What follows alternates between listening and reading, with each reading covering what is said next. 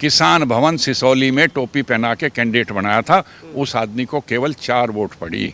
इन्हें कहीं से फाइनेंस हो रहा है, ये किसी और के एजेंडे बोल रहे हैं। लाइनें इन्हें लिख के दे दी जाती हैं और ये उन लाइनों को आगे बोल देते हैं। पंजाब के आंदोलन वालों के साथ रह के ये आदमी ड्रग्स नशे के असर में ये आदमी आ गया है। जब भी शाम के टाइम टीवी पे आता है या कहीं और आता है, इसकी आंखें चढ़ी रहती हैं। मुख्यमंत्री जी और प्रधानमंत्री जी के लिए जो इन्होंने बकवास की है, ये बताता है कि ये आदमी अकल से पैदल है, इसमें बुद्धि नाम की चीज नहीं है। क्योंकि ये वकील मुकदमा नहीं लड़ रहे, ये तो जज से व्यक्तिगत लड़ाई कर रहे हैं। इन्हें जज की शक्ल पसंद नहीं, जज को फैसला देना है। वकील को जज की पसंद नहीं तो बेहतर होगा इन वकीलों को बदल दो, नए वकील लाए जाएं। अमीर आलम का लड़का नवाजिश आलम, ये किसका प्रत्याशी था? इसके जीतने पे 2012 में बसपा के टिकट पर लड़ा। प्रत्याशी तो टिकैतों का था, इनके परिवार का था। इसके जीतने पे तो इन्होंने लड्डू बांटे थे, राज्यपाल को हरवा दिया था। वेस्टर्न यूपी के सारे हाईवे के ठेके में इनका हिस्सा था, वहां से इनकी मेन कमाई है। इनकी फसलों से इनका कोई मतलब नहीं है। एसी लगाने कोई मना नहीं, सबको अधिकार है, लेकिन क्या उसका बिल जा रहा है? कोई बताएगा? क्या सिसौली के मकान में जो एसी लग रहे हैं उनके बिल जा रहे हैं?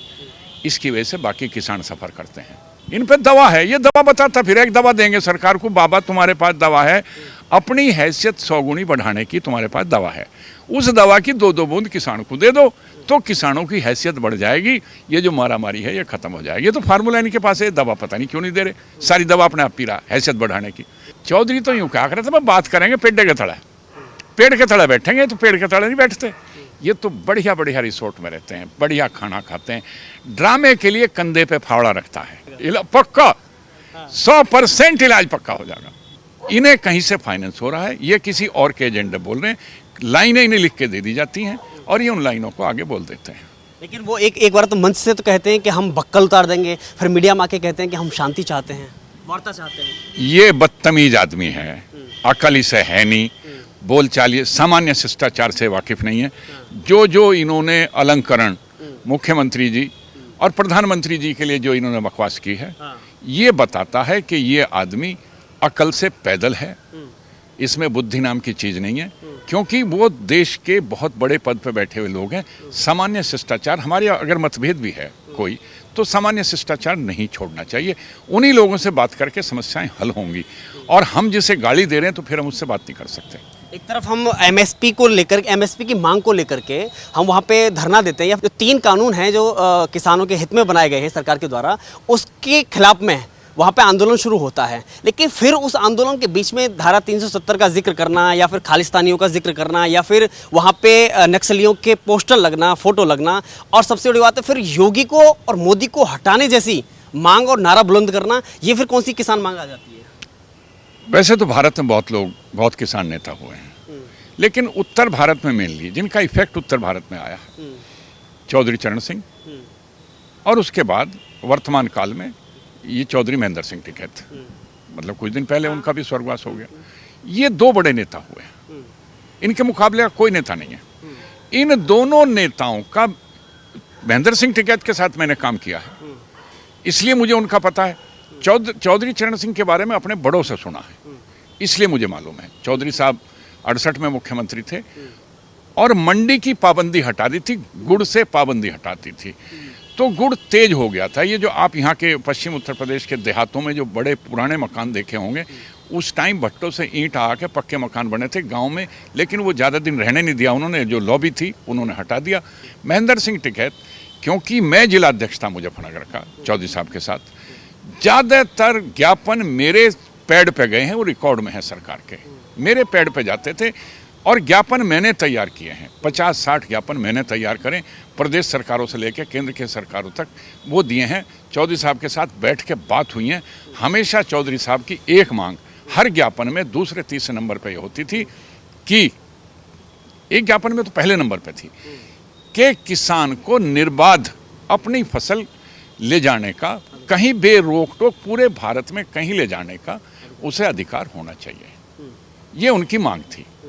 तो राकेश तो उन चीज़ों, दोनों जो महानुभाव हमारे बड़े नेता हुए हैं, उनसे अलग हट के लाइन खींच रहा है। ये लाइन यहाँ के किसान की लाइन नहीं है, ये लाइन पंजाब के वो कम्युनिस्ट और वो जो और बैठे हैं 32, 34, 42 संगठन जो बैठे हैं, ये उनकी हो सकती है। ये 42 संगठन से नहीं चलता। जो 42 संगठन हैं उन 32 संगठन तो पंजाब के हैं, 10 में सारा हिंदुस्तान में भी क्या मध्य प्रदेश के एक वो कक्का जी शायद उसमें है या चले गए, मालूम नहीं मुझे। राजस्थान का कोई ऐसा किसान नेता नहीं है। जो किसान के नाम पे इसमें बैठे हैं ये नॉन फार्मिंग फार्मर हैं, खेती से इनका कोई ताल्लुक नहीं है। ये वकील खराब हैं, इन वकीलों ने केस नहीं लड़ा किसान का। मेरी तो कॉल है, मेरा तो आह्वान है किसानों से, इन वकीलों को बदल दो, क्योंकि ये वकील मुकदमा नहीं लड़ रहे, ये तो जज से व्यक्तिगत लड़ाई कर रहे हैं। इन्हें जज की शक्ल पसंद नहीं, जज को फैसला देना है, वकील को जज की पसंद नहीं। तो बेहतर होगा इन वकीलों को बदल दो, नए वकील लाए जाएं, नए किसानों में से नया नेतृत्व निकले जो सरकार से बात करे, तभी इस आंदोलन का भी कुछ हो सकता है और किसान का भी कुछ भला हो सकता है। कहा जाता है कि जब तक इधर से योगी यूपी से और केंद्र से अगर मोदी नहीं हटते हैं तो यही किसानों की समस्या खत्म, समाधान का एक यही मार्ग है। ये जिला इसमें पंचायत के चुनाव है, प्रमुख के चुनाव है, इसमें इन्होंने जो आजमाइश करके देख ली, इनका बुरा हाल हो गया। इनके कैंडिडेट को मुजफ्फरनगर में 4 वोट मिली थी, 43 में से 4 वोट इनके प्रत्याशी को मिली थी, जिसे किसान भवन सिसौली में टोपी पहना के कैंडिडेट बनाया था, उस आदमी को केवल 4 वोट पड़ी। इन्हें पता लग गया क्या है। बीच में घोषणा भी हुई थी, एक दैनिक जागरण में खबर आती है, नरेश टिकैत का उसमें बयान आता है कि इस बार भाकियू विधानसभा में अपना प्रत्याशी उतारेगा। भाकियू हमेशा प्रत्याशी उतारती रही है, पर्दे के पीछे हमेशा प्रत्याशी उतारती रही है। राकेश खुद लड़ चुके हैं 2 बार असेंबली कार पार्लियामेंट का। धर्मवीर बालियान किसका प्रत्याशी था? सुधीर बालियान 91 में किसका प्रत्याशी था? राजपाल बालियान 96 और 2002 में किसका प्रत्याशी था? और भी बहुत। ये 2012 में ये जो है अमीर आलम का लड़का नवाजिश आलम, ये किसका प्रत्याशी था? इसके जीतने पे 2012 में बसपा के टिकट पर लड़ा, प्रत्याशी तो टिकैतों का था, इनके परिवार का था। इसके जीतने पे तो इन्होंने लड्डू बांटे थे, राज्यपाल को हरवा दिया था। ये इनके प्रत्याशी हमेशा रहे, इसमें कोई मुहूर्त की बात नहीं है, हमेशा रहे, हमेशा किसी ना किसी को लड़ाया है, कभी हार गए कभी जीत गए। अरे वो जो थी फुल्लन देवी की बहन को एक बार लड़ा दिया था कैराने से पार्लियामेंट, भाकियू ने। कौन मना करेगा? पूछो आप इनसे। फुल्लन की बहन को लड़ाया नहीं लड़ाया, और बाद में बेचारी वो लड़ती फिरी, फिर उसका पैसा कहीं इधर उधर खर्च करवा दिया, कहाँ करवा दिया, वोट ही नहीं उसे पड़ी। तो किसान आंदोलन के नाम पे फिर से वही तैयारी चल रही है? वही है तैयारी, और कुछ नहीं है, वही नहीं है। इनके परिवार में 2 लड़के बेकार हैं, इस टाइम बेरोजगार हैं। हाँ, जैसे बेरोजगार राजनीतिक दल हैं जिनमें राहुल जी वगैरह वगैरह हैं, वो बेरोजगार हैं बेचारे, उन्हें वहाँ रहने का मौका नहीं मिल रहा। ऐसे इनके घर में भी 2 बेरोजगार हैं, एक नरेश जी का लड़का, एक राकेश जी का लड़का। नरेश जी का लड़का कुछ नहीं करता, राकेश का लड़का ठेकेदारी करे है। वेस्टर्न यूपी के जितने हाईवे हैं उनमें जो मिट्टी का काम है, उन सारे कामों में इनका शेयर था। अब तो मुझे मालूम नहीं है या नहीं है, कुछ सरकार की शायद निगाह टेढ़ी होगी तो शायद ना रहा हो, लेकिन इनका शेयर था हर जगह। वेस्टर्न यूपी के सारे हाईवे के ठेके में इनका हिस्सा था, वहाँ से इनकी मेन कमाई है। इनकी फसलों से इनका कोई मतलब नहीं है। ये कहते हैं किसान गरीब, किसान गरीब, किसान मर गया, किसान मर गया। ठीक मर गया, किसान मर गया, मैं भी मान लूँगा। तुम्हारे यहाँ 1 लाख का भी गन्ना नहीं होता था, तुम्हारे यहाँ 30 लाख का, 40 लाख का, 45 लाख का गन्ना होने लगा। तुम्हारा जो पुराना मकान था वो मकान का सबको मालूम है, बहुत लोगों ने देखा है। तुमने उसमें आलीशान कोठियाँ बना ली, बड़े बड़े हॉल बना लिए। मुजफ्फरनगर में बड़ा मकान हो गया, आपके यहाँ 10-10 AC लग रहे हैं। उस AC लगाने कोई मना नहीं, सबको अधिकार है, लेकिन क्या उसका बिल जा रहा है? कोई बताएगा? क्या सिसौली के मकान में जो AC लग रहे हैं उनके बिल जा रहे हैं? इसकी वजह से बाकी किसान सफ़र करते हैं, तो इनका तो हाल खराब है। अगर किसान आंदोलन में वहाँ पे हज़ारों की या लाखों की, हम जितनी भी कहें या जितनी भी आपने देखी, वहाँ पे भीड़ इकट्ठा होती है तो संयुक्त किसान मोर्चा की सफलता मानी जाती है, कही जाती है, ऐसा वहाँ से आती है। लेकिन उसी किसान आंदोलन में अगर खालिस्तानी नारे लगते हैं या झंडा बुलंद किया जाता है या फिर पोस्टर लगाए जाते हैं या फिर वहाँ महिला के साथ में बलात्कार किया जाता है या फिर उसी आंदोलन की आड़ में हिंसा की जाती है, तो उसकी जिम्मेदारी कौन लेता है? उसके लिए कहते हैं कि भाजपा वाले करा रहे हैं। नहीं, ये अगर इसके कपड़े हमने बदल दिए, इसके अंडरगारमेंट को हमने फाड़ दिया, पहना ये है और ये कह कि भाजपा वालों ने फाड़ दिया, जिम्मेदारी तेरी है, तेरे अंडरगारमेंट कैसे फाड़ दिया उन्होंने? ये लीडर नहीं है, ये लीडरशिप लायक नहीं है, ये जिम्मेदारी ओन नहीं करते हैं। ये केवल एक बार आग लगानी जानते हैं, उसको बुझाना नहीं जानते। लाल किले पे जो हुआ ये शर्मिंदगी है और इन्होंने किसान के नाम पे बड़ा दाग लगाया और एक जाति विशेष को तो इन्होंने बदनाम करके रख दिया। कि चौधरी महेंद्र सिंह टिकैत के ज़माने में जब ये किसान यूनियन थी, शुरू हुई थी, जो हैसियत, जो एसेट्स इनके पास उस टाइम थे उसके करीब करीब 100 टाइम्स इस टाइम है। ये विधि नहीं, इनके पास तो इतना फार्मूला आंदोलन की तो जरूरत नहीं है, ये मंत्र जाने हैं, इन पे दवा है, ये दवा बताता फिर एक दवा देंगे सरकार को, बाबा तुम्हारे पास दवा है, अपनी हैसियत 100 गुनी बढ़ाने की तुम्हारे पास दवा है, उस दवा की 2-2 बूंद किसान को दे दो तो किसानों की हैसियत बढ़ जाएगी, ये जो मारामारी है ये खत्म हो जाएगी। ये तो फार्मूला इनके पास है, दवा पता नहीं क्यों नहीं दे रहे, सारी दवा अपने आप पी रहा हैसियत बढ़ाने की। ये बतावे कि साहब वो सरकार को दवा देंगे, वहाँ दवा देंगे, 3 फेरी देंगे, 4 फेरी देंगे, अकल नाम की चीज़ नहीं है। पंजाब के आंदोलन वालों के साथ रह के ये आदमी ड्रग्स, नशे के असर में ये आदमी आ गया है। जब भी शाम के टाइम टीवी पे आता है या कहीं और आता है, इसकी आंखें चढ़ी रहती हैं। जो असर है, सबसे पहला सिम्टम होता है नशे का, इसकी आंखें चढ़ी रहती हैं। इसके बोलने का ढंग ऐसा है कि पता नहीं आवाज़ यहाँ से निकले है या आवाज़ यहाँ से निकले है, इसका कुछ पता नहीं है। ये तो भाई इसका तो हाल ख़राब है। चौधरी साहब तो देवता थे, 96 तक चौधरी साहब देवता था, लेकिन ये 96 के बाद उनके जीवित रहते उनकी आड़ में ये अपना 1 2 का 4 हेरा फेरी, अंदर खाने, अंडर टेबल, इन्होंने काम शुरू कर दिया था और उसका उन्हें बहुत भारी दुख था बस। लेकिन मजबूर हो गए थे, बुढ़ापा आ गया था, बच्चे बड़े हो गए थे, उनके बेकाबू हो रहे थे, तो वो मजबूरी में झेल रहे थे, वरना वो आदमी बेईमान नहीं था। उसका कुर्ता फटा रहता था, उसकी चप्पल टूटी रहती थी। ये तो बढ़िया आलीशान 7 स्टार रिसोर्ट, एसी में सोना। चौधरी तो यूँ क्या कर रहे थे, मैं बात करेंगे पेड़ के तले, पेड़ के तले बैठेंगे, तो पेड़ के तले नहीं बैठते। ये तो बढ़िया बढ़िया रिसोर्ट में रहते हैं, बढ़िया खाना खाते हैं। ड्रामे के लिए कंधे पे फावड़ा रखता है।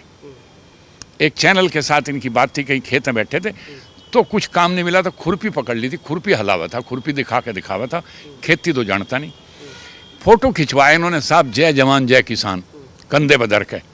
लौंडे को ठेकेदारी करवा रहा अपने लड़के को, अरे जय जवान जय किसान, फौज में भेजता, पता लग जाता है। यूँ कह टैंक है, ट्रैक्टर हमारे टैंकों का शौक है, टैंक बॉर्डर पे चलते हैं, अंदर की तरफ, देश में अंदर की तरफ आंतरिक स्थिति में टैंक नहीं चलते, वो बॉर्डर पे चलते हैं। ट्रैक्टर हमारा खेती के लिए है, ये इसका मिसयूज़ कर रहे हैं। जो ट्रैक्टर का रजिस्ट्रेशन है उसमें लिखा होता है ओनली फॉर एग्रीकल्चर पर्पस। ये वो एक समय वो भी था कि जब बाबा महेंद्र सिंह टिकैत की एक आवाज़ पर लाखों की संख्या में किसान इकट्ठा होता था, और उससे भी बड़ी बात, सरकार खुद चल करके उनके पास जाती थी और उनकी बात को मानती थी, स्वीकार करती थी। लेकिन और एक और बीच का एक बड़ा उनका किस्सा चर्चित रहा कि जब उनका हुक्का हवाई जहाज़ में भी गुड़गुड़ाता था। लेकिन आज एक ऐसा समय ऐसा क्यों आ गया कि सरकार सुनने के लिए तैयार नहीं है और लंबे समय से वहाँ पे किसान आंदोलन चल रहा है? राकेश टिकैत का गांव में यूँ क्या करें, नियत की गैल बरकत हो है। उसकी नियत ठीक थी उस आदमी की, इनकी नियत ठीक नहीं है। उसकी नियत ठीक थी, वो किसान के लिए था, ये किसान के लिए नहीं है, ये अपने लिए है। इनका क्या लाभ है, ये अपने लाभ के लिए लड़ रहे हैं। किसान भाड़ में जाओ, कल जाता हो आज चला जाओ, इन्हें किसान से कोई संबंध नहीं है। इनका किसान हित से कोई संबंध नहीं, इनके व्यक्तिगत हित हैं, अपना हित साधना, इसके अलावा इनका कोई काम नहीं है। किसान भरोसा किस पे करेगा? क्योंकि कहा जाता है कि भारतीय किसान यूनियन ही एकमात्र ऐसा संगठन माना जाता है जो किसानों के हित की आवाज़ उठाता है या उनकी आवाज़ को आगे तक सरकार तक लाता है। अब किसान किस पे भरोसा करेगा? किसान किसी भरोसा नहीं करे, नकली माल हो गया, सब नकली माल हो गया। अगले 20-30 साल किसान आंदोलन नहीं खड़े हो सकते, क्योंकि इन्होंने साख खराब कर दिया। हर आंदोलन, हर उसमें भुनाया गया है, उसमें हर आंदोलन में कुछ ना कुछ इन्हें प्राप्ति हुई है, इनका फायदा हुआ व्यक्तिगत, और किसान का कोई फायदा नहीं हुआ। किसान को तो केवल बहलाया गया, फुसलाया गया, और कुछ नहीं है। आखिरी सवाल, लखनऊ को घेरने का जब जैसे बयान आता है राकेश टिकैत का, तब एक पोस्टर सोशल मीडिया पर आता है और उसमें एक मजाकिया टाइप से कहा जाता है कि वो बीजेपी द्वारा शेयर किया गया है, आगे बढ़ाया गया है उसे, और उसमें मुख्तार अंसारी कहता है कि भाई कहाँ जा रहे हो, राकेश टिकैत से पूछता है कि कहाँ जा रहे हो भाई, कि लखनऊ जा रहे हो भाई, सोच समझ के जाना, कोई आगे बैठा है। लखनऊ के प्रयास हमने पहले भी करे, चौधरी साहब ने भी करे थे, चौधरी साहब भी रास्ते में अलग अलग सरकारों के ज़माने में गिरफ्तार हुए, हम भी पकड़े गए, हम भी स्टेशन पे पिटे, ये सब भुगत है। लखनऊ हमारा मैदान नहीं है। हमारा मैदान मेरठ दिल्ली हो सकता है, हम वहाँ आंदोलन कर सकते जहाँ हमारा ट्रैक्टर जा सकता हो, जहाँ हमारा खाना जा सकता हो। हम किसी और पर भरोसा। लखनऊ के आसपास का मिजाज, वो तो नवाब हैं, अवध के नवाबों का कल्चर है, गोमती के पानी में, वो बात नहीं है। वहाँ तो बिना लड़े लखनऊ सरेंडर हो, वो अवध सरेंडर कर दिया था नवाब साहब ने, तो वहाँ लड़ने का मिजाज नहीं है किसानों का भी। उनके इंटरेस्ट कुछ और हैं, उन किसानों के इंटरेस्ट कुछ और हैं। वहाँ भी गेहूँ वगैरह ये इतना ज़्यादा पैदा नहीं होता, MSP की बात वहाँ नहीं है। वहाँ बागबानी है, सब्जी है और बहुत सारी फसलें हैं। लेकिन ये हकीकत है कि कहीं ऐसा ना हो कि जो राकेश टिकैत कहते हैं कि हम पुलिस वालों के बक्कल ताड़ देंगे, कहीं सरकार बक्कल ना ताड़ दे। ये महाराज एक बार मध्य प्रदेश चले गए थे और वो गिरफ्तार कर लिए गए, शिवराज सिंह की सरकार थी, गिरफ्तार कर लिए। इन्होंने कहा मैं जमानत नहीं करवाऊँ, भूल गए इसे जेल में डाल के। जब 1 महीने से ज़्यादा हो गया तब नरेश जी ने यहाँ लोकल भाजपा नेताओं की खुशामद करी। वे नेता उन्हें अडवाणी जी के ले गए, अडवाणी जी ने शिवराज सिंह को कहा, तब इसकी जमानत हुई। ये मध्य प्रदेश की तरफ को नहीं चले, पैर नहीं करके सोए, इसे तजर्बा हो गया। ऐसे ही ये वहाँ जाएगा तो इसे पता लग जाएगा, इलाज होगा। हाँ, जब खेत के चारों तरफ में करंट की बाड़े लगा दें तो जंगली जानवर जो आवे, करंट एक बार लग तो दोबारा नहीं आता उधर, यो जावा तो सही, इसे करंट लग के इसे पता लग जाएगा क्या हो रहा। इलाज हो जाएगा, पक्का 100% इलाज पक्का हो जाएगा। जाने की हिम्मत करनी चाहिए। नहीं, अगर इसके दिन खराब है, सुसाइड करने के और भी कई तरीके हैं, लखनऊ जाना भी एक तरीका है।